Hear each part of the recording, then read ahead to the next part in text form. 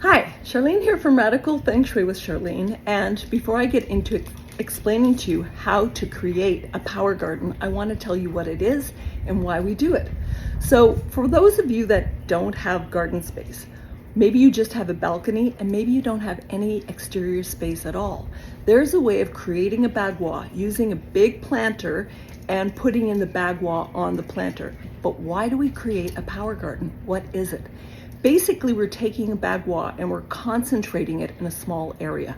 We're going to use divisions between the guas. We're going to make sure that the center, the Tai Chi area, is embellished with something important. We're going to do little pathways, whether we're using these pathways, we're going to use stones, or whether we actually use plant material to divide the guas. And we're not going to make it like a square. We're going to make it a circle and have it come in like an angle.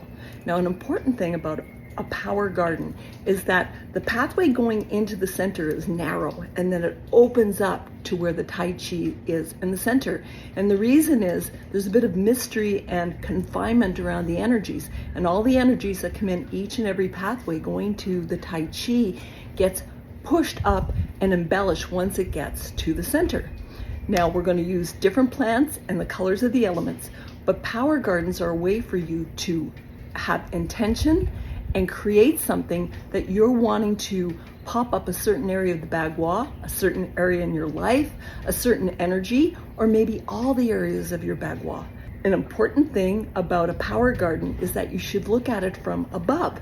So this is why we suggest a planter. So if you're sitting on a balcony and you can see your beautiful little power garden in I would suggest a nice big planter, then you can actualize it. You can, when you're watering it, when you're creating it, when you're putting the embellishment in the center, which is the Tai Chi, when you're doing all these things, you're actually bringing the energy of the Tai Chi and Feng Shui and balance into one small garden that you can meditate on, that you can set your attentions in, and your creation of it all gives it a very powerful energy.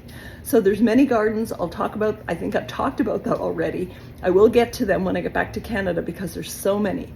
But a power garden is great for if you do not have garden space. Even if you have one, you can put it outside a window where you can look down on it, or have it on a balcony. So I just wanted to let you know that you have the power to create a power garden and do a lot of intentioning within your Feng Shui and desire what you want to change in your life just by creating this type of garden. It may take some time and energy. I'll get into the specifics in the next video. Thanks for joining me. Please subscribe and have a great day.